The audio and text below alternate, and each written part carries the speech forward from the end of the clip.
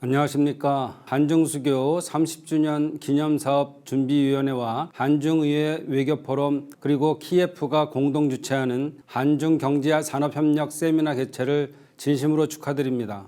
중요한 자리에 기조연설을 맡게 돼서 영광스럽습니다.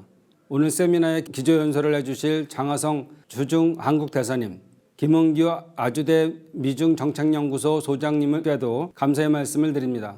제가 국회의원이 되고 나서 가장 많이 방문하고 가장 많은 인사를 만난 나라가 중국입니다. 2016년부터 2019년까지 4년간 9차례 중국을 공식 방문했고, 특히 2017년 12월에는 문재인 대통령 중국 국빈 방문 특별수행원으로, 2019년에는 문희상 국회의장 중국 공식 방문에 동행하기도 했습니다. 2005년부터 6년간 중국 우한대학교에서 공부를 했고 박사학위도 받았습니다. 또한 중국에서 교육사업도 하면서 중국과는 인연이 깊습니다. 오늘 중국 전문가들을 모시고 기조연설을 하게 된 이유도 여기에 있긴 하다고 생각합니다. 서론이 너무 길었습니다. 코로나19와 미국 바이든 행정부의 출범은 국제 정세에 많은 영향을 미치고 있습니다. 문정인 교수님은 코로나19, 미중 신냉전, 한국의 선택이라는 책에서 포스트 코로나 시대 세계 질서에 대해 5가지 시나리오를 제시한 바 있습니다. 첫째, 미중 대결 구도를 전제로 한 현상의 지속 또는 악화 시나리오가 있고요. 두 번째로는 코로나19로 세계화는 후퇴하고 자국 중심의 성곽도시가 등장하면서 세계는 새로운 중세와 유사한 방향으로 전개될 것이라는 전망이 있습니다. 셋째로는 유엔을 중심으로 다자주의 질서를 형성하고, 다시 말해서 즉 팍스 유니버셜리스가 구축되어야 한다는 시각이 있습니다. 네 번째는 코로나 사태의 궁극적 승자는 미국이 될 것이고, 미국 중심의 패권 질서인 팍스 아메리카나가 다시 재현될 수 있다는 전망입니다. 마지막으로 포스트 코로나 시대의 승자는 미국이 아니라 중국이 될 가능성이 크고, 세계 질서는 중국을 중심으로 재편될 것이라는 팍스 시니카 시나리오입니다. 문정인 교수는 이 5가지 시나리오 중에서 첫 번째인 미중 대결의 심화와 신냉전에 대두라는 악화된 현상 유지로 나갈 것으로 예상했습니다. 이유는 이렇습니다. 미국의 국력은 정체되고 중국의 국력이 상승할 가능성이 크며, 미국 우선주의 정책 때문에 미국의 국제적 정통성이 심하게 훼손되는 가운데 중국은 이러한 공백을 메우면서 새로운 경쟁국으로 등장할 가능성이 커 보인다는 이유입니다. 저도 이러한 분석에 많은 부분을 공감합니다.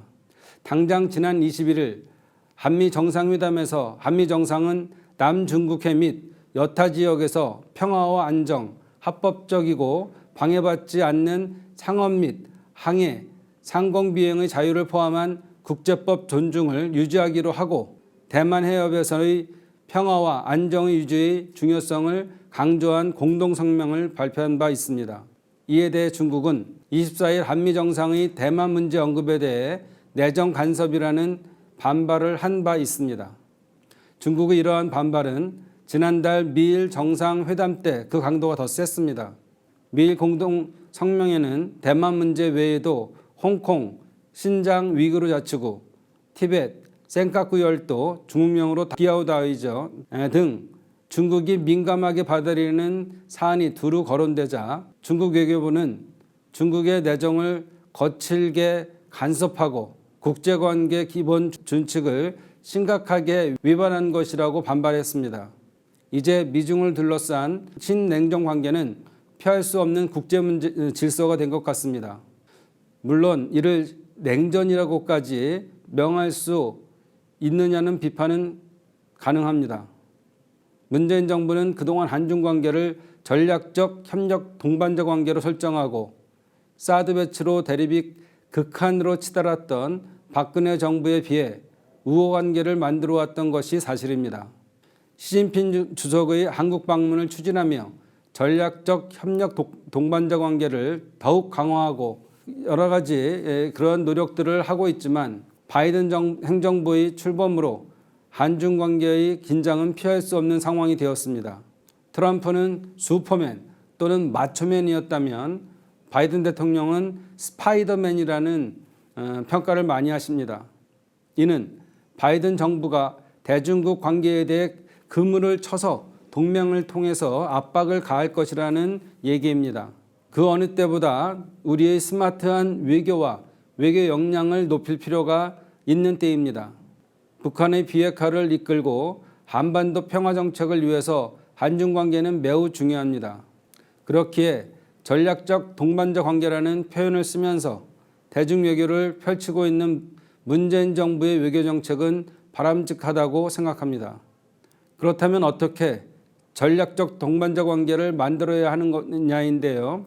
이를 위해 몇 가지 제안을 하고 싶습니다.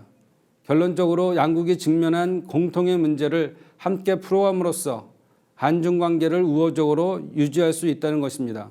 가장 급한 문제가 기후변화입니다.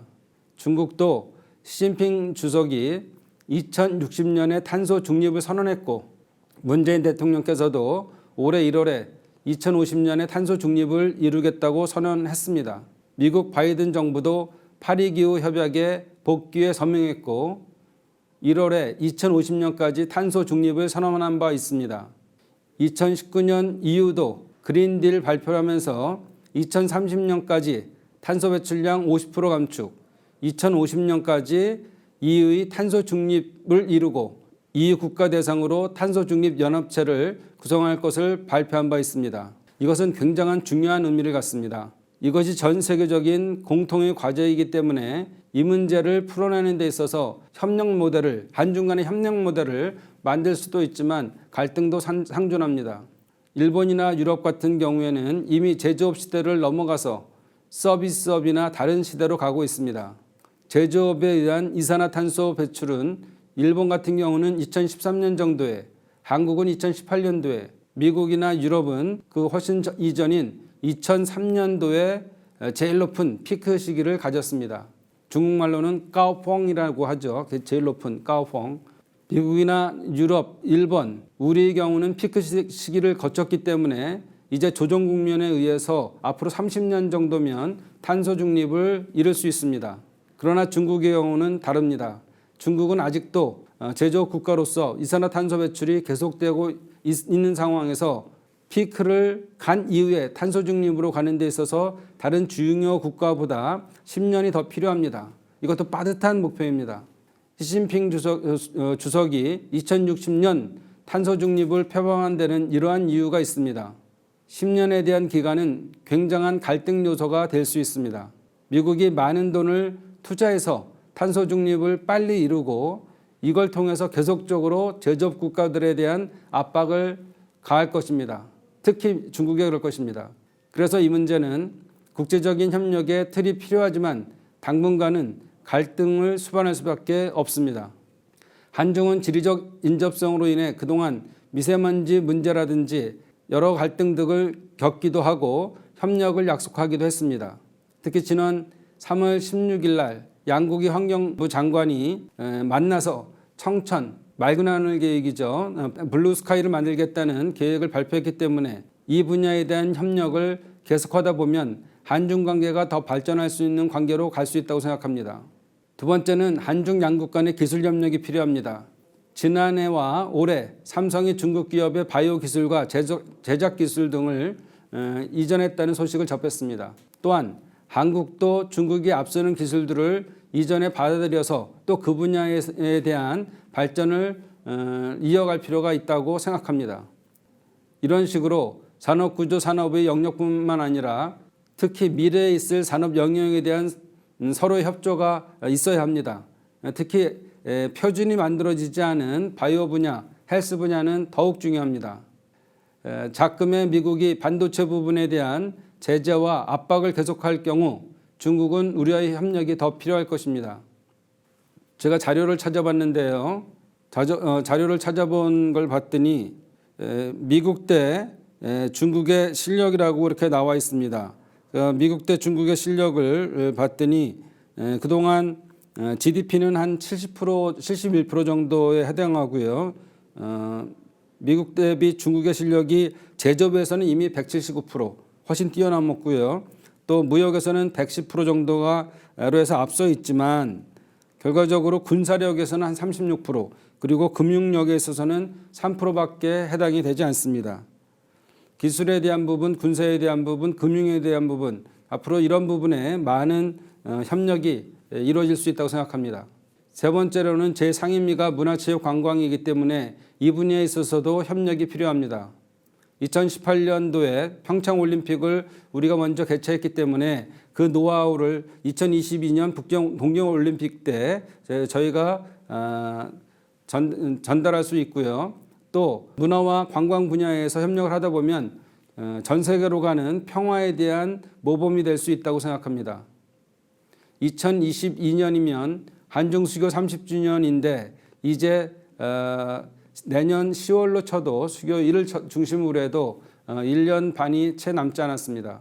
이 기간에 중국이 한국을 방문하는 해, 또 내년에는 한국이 중국을 방문하는 해, 이렇게 이미 정해져 있습니다. 현재는 코로나19 때문에 과거에 비해서 많은 교류가 그렇게 없지만 5월 11월을 중심으로 한국에서도 집단 면역이 생기고 또 현재 중국도 코로나에 대한 방역을 잘 하고 있기 때문에 양국 간의 트래블 버블을 시작해서 여러 가지 문화적인 또는 청소년 교류를 하다 보면 양국을 서로 이해하는 데 더 많은 발전이 이루어지고 그것이 양국 발전에 큰 미끄럼이 될 거라고 생각합니다. 다만 교류보다도 인터넷상에 네티즌들의 공방이 많이 지금 이루어지고 있습니다. 최근에 김치 문제나 한복 문제 등과 같이 복잡한 문제들이 있습니다. 또한 과거로 올라가면 동북공정까지도 갈등 요소가 분명히 있습니다. 이런 부분들로 인해서 한중 관계가 훼손된다면 그것은 양 국가의 큰 손해일 수밖에 없습니다. 우리 모두가 나서서 이런 부분들에 대한 것들을 오해를 해소할 수 있는 방법을 찾는 것이 더 중요합니다. 한국과 중국은 오랜 세월 공통의 역사를 지닌 나라입니다. 지나온 역사만큼 앞으로도 우호관계가 더욱 발전하고 지속되기를 희망합니다. 장시간 들어주셔서 감사합니다. 고맙습니다.